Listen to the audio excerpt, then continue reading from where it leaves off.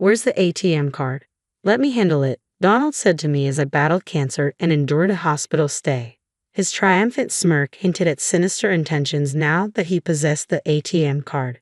Just so you know, there's $500,000 in there. Handle it well, I informed him, trusting him not just as my husband but also as a part of my carefully laid plan.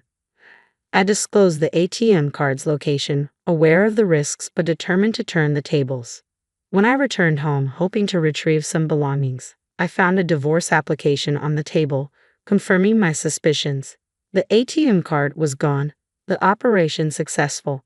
To anyone else, it might have seemed like a hopeless situation, but for me, it was just the beginning of my revenge. I'm Emily, a housewife in my 40s. Initially, Donald and I had a problem-free marriage, but it all soared due to Donald's true nature. A deception that started 2 months into our marriage.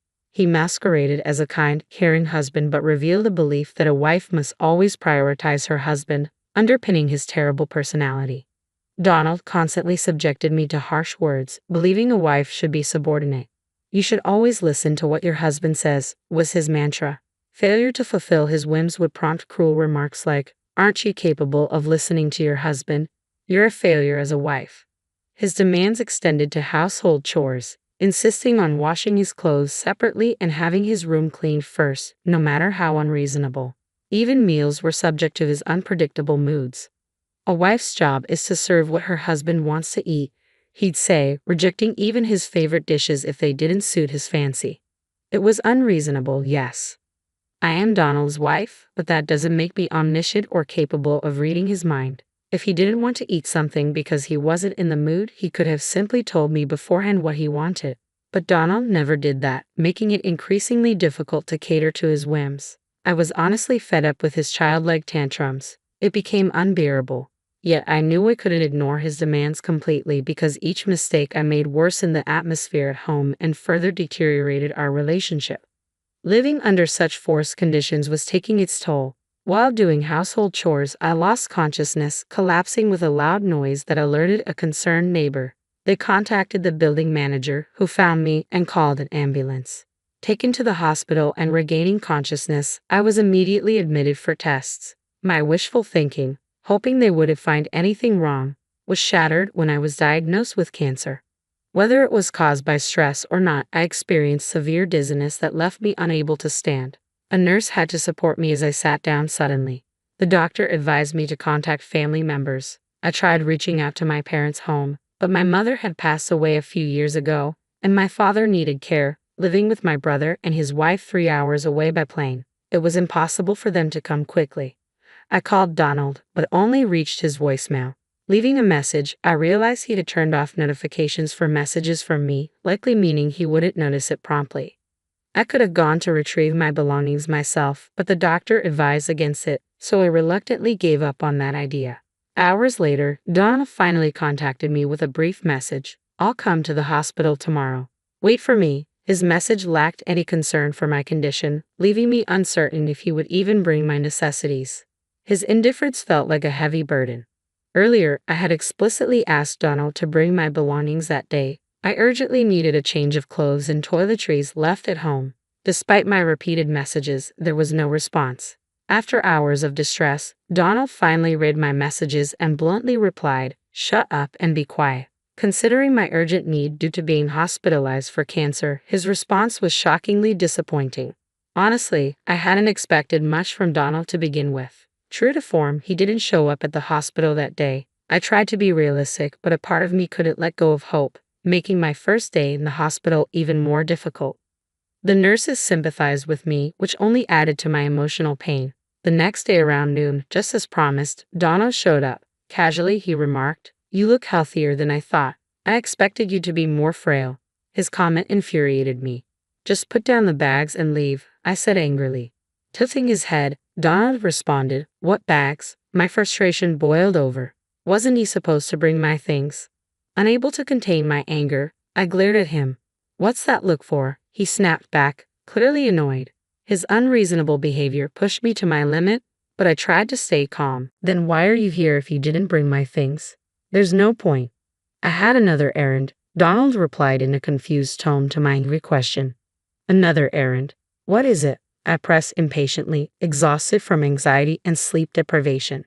Donald hesitated, as if debating whether to say something. If you have something to say it now, I urged him. Finally, with a laugh, Donald revealed his true intention. Where's the ATM card? Let me manage it. Trust me. His request suddenly made sense. He had come to take control of the ATM card, aiming to seize our savings for his own use. His self-centeredness, even in this situation, left me sighing deeply. Yet Donald appeared unfazed, smiling as if nothing else mattered. Unable to tolerate his behavior any longer, I decided to act. There's $500,000. Please take care of it, I told him firmly. Donald's reaction was a mix of surprise and delight. To provide context, both Donald and I had been ordinary office workers before marriage, never earning a fortune. So where did this wealth come from? The answer: stocks. I had started investing after becoming the housewife following a friend's suggestion.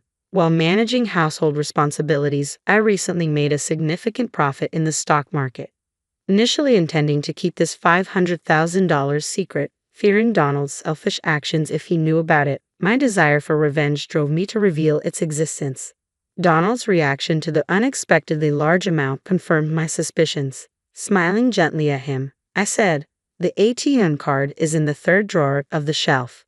You'll manage it, right?" Donald seemed dumbstruck but quickly regained his composure.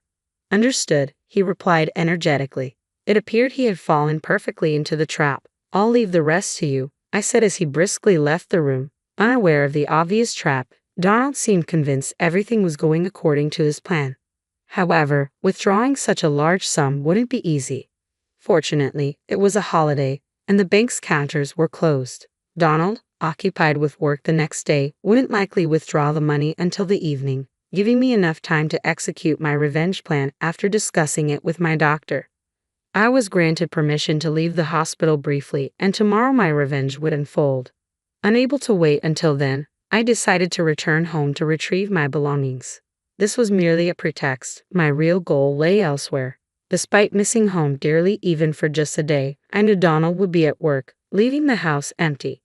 Upon entering, I spotted two papers on the living room table, a divorce application and a hastily written letter.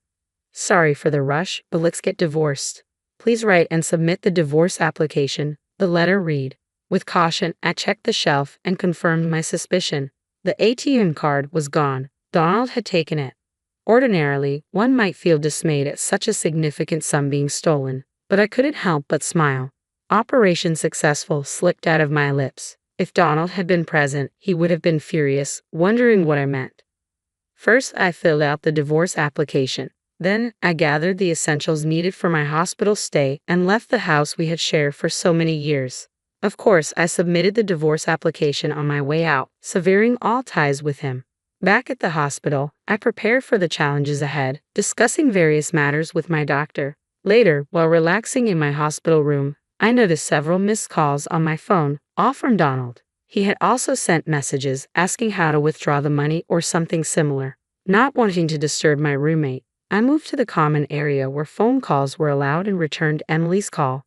"Finally, I can't withdraw the money. Please tell me how to do it." Donald's voice sounded more frantic than I had imagined.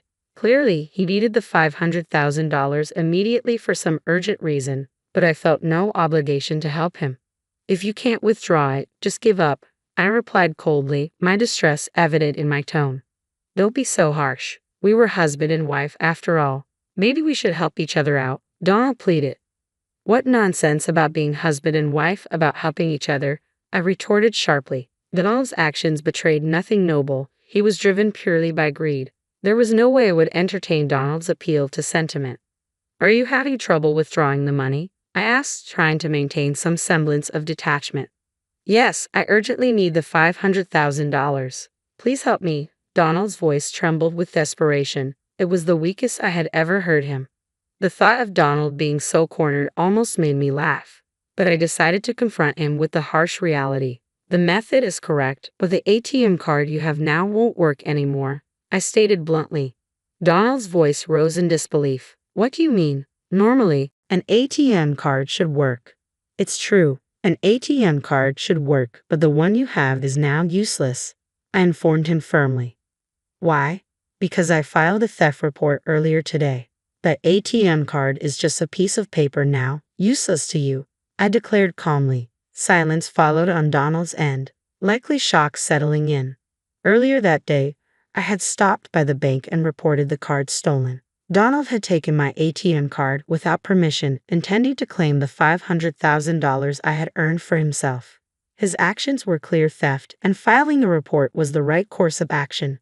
The ATM card he had could no longer access the funds. Moreover, our marriage was over, removing any claim he might have had as a spouse. How does it feel to be tricked by the woman you looked down upon? I couldn't help but add with a hint of satisfaction. I don't know what you wanted the $500,000 for, but I'm not foolish enough to hand over such an amount under these circumstances, I continued firmly, exhausted by his pleas. I need the $500,000 right now. Please, I'll do anything. Just give me the money, Donald pleaded desperately. His urgency was palpable, but I couldn't fathom why he suddenly needed such a large sum. Why do you suddenly need $500,000? What have you done? I asked, the ominous silence hanging heavy as I awaited his response.